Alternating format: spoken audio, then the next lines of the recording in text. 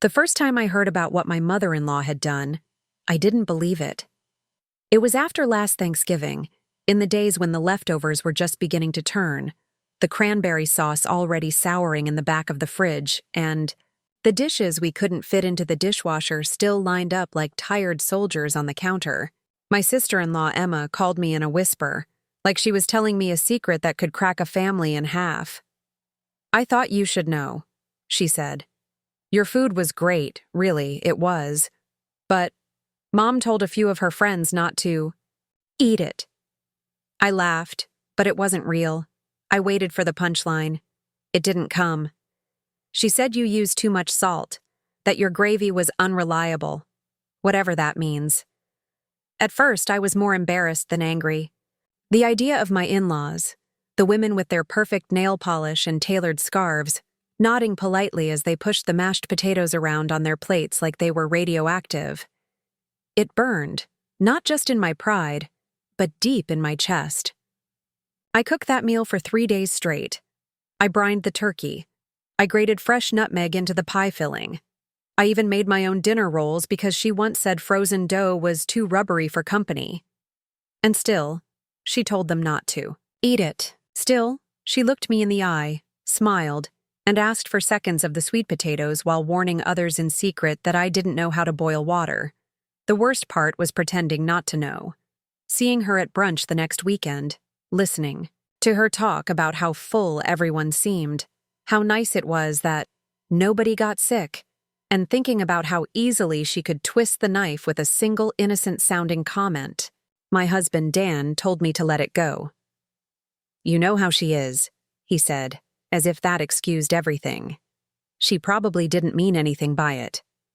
But that was the problem. She never means anything by it, and yet it always cuts. Every backhanded compliment, every sideways glance at my casserole dish, every time she accidentally forgets I'm gluten-free and offers me her famous stuffing with extra breadcrumbs. So I made a decision, quiet but firm. The next holiday, she could host.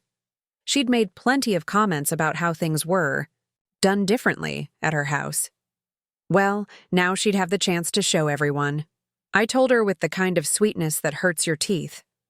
"You know, Carol, you've always had such a way with entertaining. Why don't you host Christmas this year?"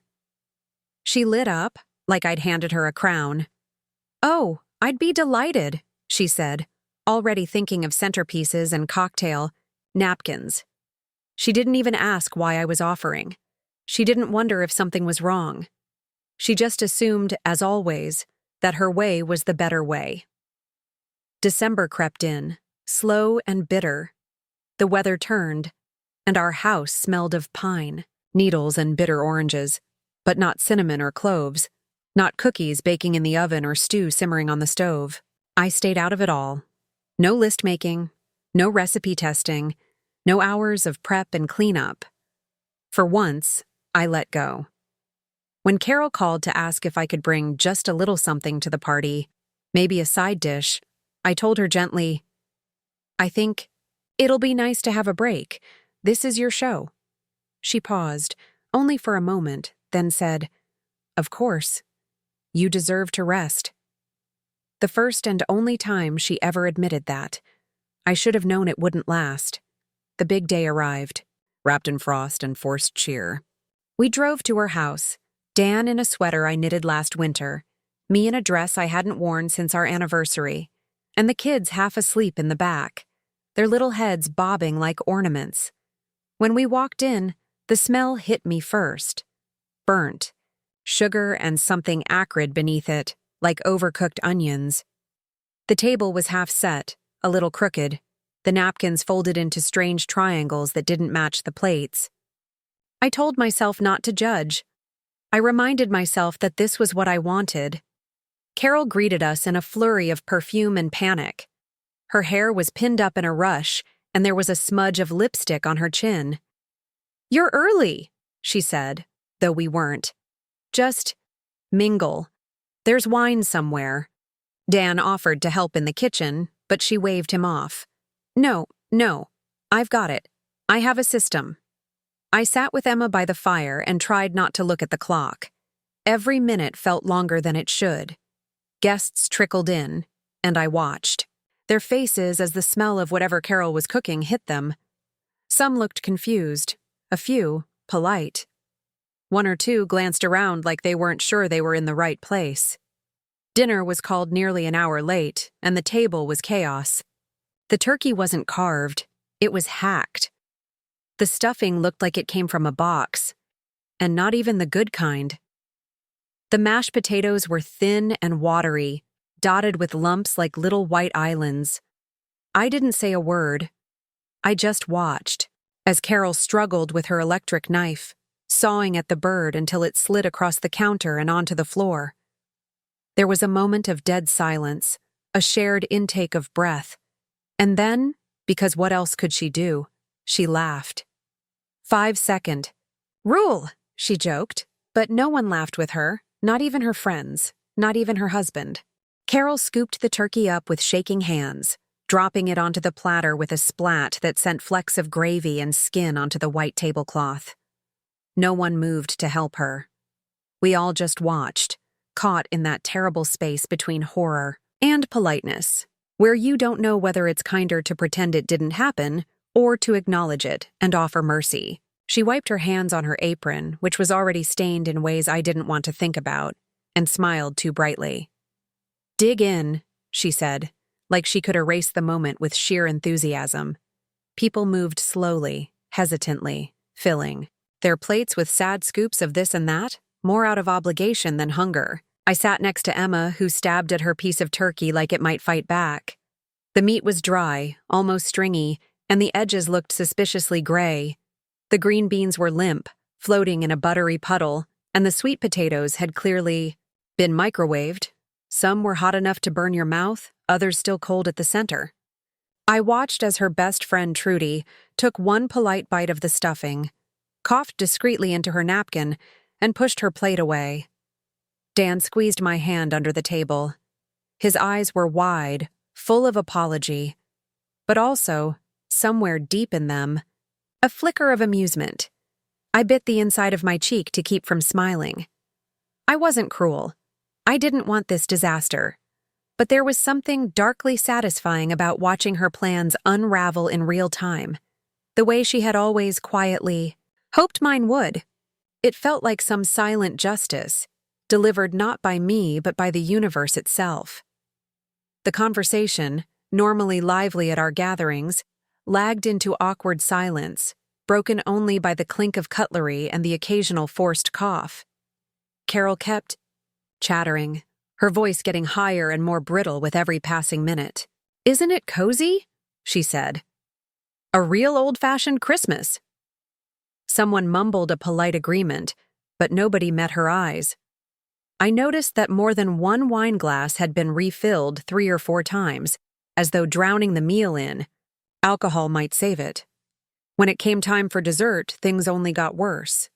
Carol beamed as she carried out a pumpkin pie that looked promising at first glance, until she cut into it and the knife hit something solid.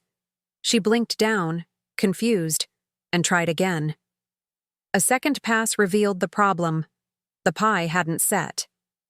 The middle was pure liquid, the color and consistency of canned soup. She looked around, desperate, as if someone might swoop in to save her. No one did. She laughed again, that brittle, too bright laugh, and said, "Guess we'll just eat around." It! I declined dessert, saying I was too full, which was the honest truth. My stomach was knotted tight from the tension, not the food. Emma claimed she was on a diet. Trudy said she was allergic to pumpkin, though she'd eaten my pie just fine.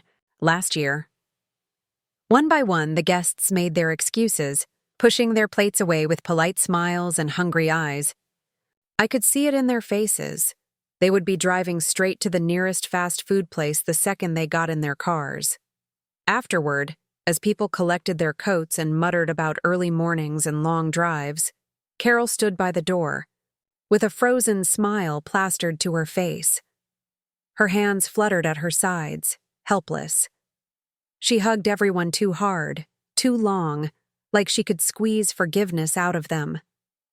When we finally made it to the car, The cold air hit me like a slap, sharp and clean after the stifling heat of the house. Dan turned the key in the ignition but didn't start driving. He just sat there, gripping the steering wheel. I stared out the window at the falling snow, letting the silence stretch between us until he finally spoke. "You're not going to say it, are you?"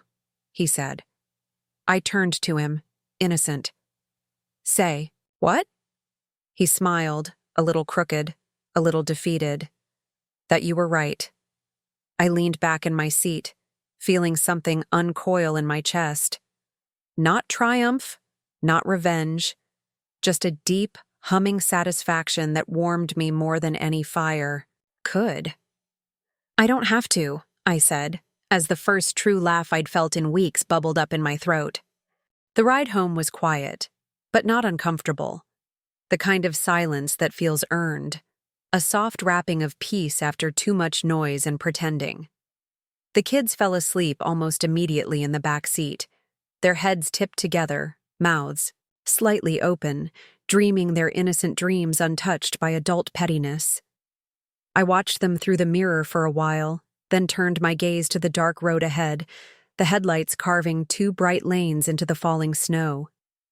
Dan reached for my hand across the console, squeezing it gently. "She'll get over it," he said after a while, his voice low and certain. I didn't answer. I didn't need to. It wasn't about her getting over it. It was about her facing, maybe for the first time, that she wasn't perfect, that her judgment wasn't infallible, that her way wasn't always better, that I, the daughter-in-law she'd spent years quietly undermining, wasn't the incompetent amateur she painted me as. The next few days passed in an odd, almost dreamlike haze. Carol didn't call. She didn't text. No passive-aggressive holiday cards appeared in the mail. No surprise visits under the guise of dropping off leftover pies. I half expected her to pretend nothing had happened, to steamroll forward with her usual forced cheer. But instead, there was only silence. It was almost unnerving, like waiting for a storm that had passed but still hung heavy on the horizon. Emma texted me 2 days after Christmas. "Have you talked to her yet?" I texted back, "No. You?" She replied almost instantly. "She's embarrassed. I've never seen her like this." She cried. I read the message 3 times, not because I didn't understand it, but because I couldn't quite believe it. Carol cried? Carol, who once mocked her neighbor for breaking down over a burnt ham? Carol, who never, ever admitted defeat, even when it was written all over her face. I set the phone down slowly, a strange mixture of emotions swirling in my gut. Triumph, sure, but also a twinge of pity I didn't expect. That weekend, Dan and I took the kids sledding at the big hill near the library. It was bright and clear, the air cold enough to sting, but the sky so blue it almost hurt to look at. Watching the kids shriek with laughter as they hurtled down the hill, their scarves trailing behind them like flags of freedom, I realized something important. I didn't care anymore. I didn't need Carol's approval. I didn't need her praise. I didn't even need her apology, though a part of me still wanted it. Just a little. I had built a good life. A messy, joyful, imperfect life that didn't require anyone else's permission to be real. If she couldn't see that, it was her loss, not mine. When we got home, there was a voicemail on the machine, an old-fashioned thing Dan insisted on keeping even though we both had cell phones. I pressed play with a strange sense of detachment, expecting some generic holiday greeting. Instead, it was Carol's voice, thin and hesitant in a way I'd never heard before. "Hi, dear. It's Carol. I just wanted to say I'm sorry. About Christmas. And, well, about before. I realize now I might have been a little hard on you. I didn't mean to. I guess I thought things had to be a certain way to be right. But maybe I was wrong. Anyway, if you ever feel like letting me help next time, I'd love to. Or not. Up to you. Bye." The message ended with a soft click, and I stood there for a moment, staring at the machine like it might blink back at me. Dan came up behind me, resting his chin on my shoulder. "Well," he said softly, "that's new." I laughed, a small, stunned sound. "Yeah," I said. "It really is." And for the first time in a long time, I believed that maybe things could change. Maybe not overnight, maybe not perfectly, but change, all the same. I didn't call her back right away. Not because I was holding a grudge, but because I needed time to sit with the apology, to believe it wasn't just a product of embarrassment or social damage control. I wanted to give her the space to mean it, to let that discomfort she'd clearly tasted linger long enough to settle into humility. Real humility. The kind that comes from falling hard and knowing someone else saw you on the floor. But I did respond, eventually. A simple text. "Thank you for the message. I appreciate it." It wasn't glowing, but it was honest. And more importantly, it was open. She replied later that evening, "Maybe we could plan something together next time. I'd like that." That part made me pause, because the Carol I had known never asked to collaborate. She took over, she controlled, she corrected. But this was new. This was her offering a seat at the table instead of pulling the chair out from under me. We didn't see each other again until mid-January, at a casual family dinner at Dan's cousin's house. Neutral territory, no pressure. She brought a fruit tart from a local bakery, a clear nod to her culinary defeat. I brought a homemade lemon risotto that had guests scraping their plates clean. She didn't say anything about it, not directly, but I caught her watching me as I laughed with Emma in the kitchen, the way you watch someone when you realize you've misjudged them for far too long. Later that night, as we stood near the door bundling the kids into coats and hats, she touched my arm gently. "That risotto," she said quietly, "was really something." I blinked, startled by the simplicity of it. No qualifiers, no passive tone, just an honest compliment. I smiled. "Thank you, Carol." And then, because this was my moment to offer something back, something real, I added, "Your tart looked beautiful." She chuckled softly. "It should. It cost enough." There was a spark of humor there, self-deprecating and genuine. It felt like the start of something. Not friendship, maybe not yet, but respect. A fragile, growing thread between us. Weeks passed. The cold began to loosen its grip on the town. I went back to experimenting in the kitchen, not to prove anything to anyone, but simply because I loved it. I made orange cardamom muffins that filled the house with warmth. I hosted a small dinner for friends, no pretense, no pressure. And, for the first time in years, I felt the joy of cooking again, untouched by the quiet fear of being judged. When Easter rolled around, she called me first. "I thought," she said, "maybe we could co-host this year. I'll handle decor and appetizers. You do the main meal?" I didn't need to think about it. "I'd like that," I said, and I meant it. Easter came with blooming crocuses and tulips poking through the soil. The house was filled with laughter and light. Carol wore a soft pink sweater and brought a platter of deviled eggs, so artfully arranged they looked like they belonged in a magazine. I served braised lamb with rosemary, and garlic, and a crisp spring salad that had people lining up for seconds. We worked side by side in the kitchen, bumping elbows, trading tips, even laughing when the hollandaise broke and we had to start over. At one point, while washing dishes together, she handed me a towel and said, "You know, you've made this family feel more like home." I turned to her, startled. "I didn't always make that easy," she added. Her voice was rough with emotion she wasn't used to showing. "But I see it now. I see you. And I'm sorry it took me so long." I reached out, touched her shoulder. "Thank you, Carol. That means more than you know." And it did. Because this wasn't just about food, or holidays, or kitchen politics. It was about being seen, about finally being accepted for who I was, not as a daughter-in-law in her shadow, but as a woman with my own light, my own warmth, my own place at the table. She saw it now. And somehow, through a ruined Christmas, a dropped turkey and a humbling silence, we'd both grown into something better. Together.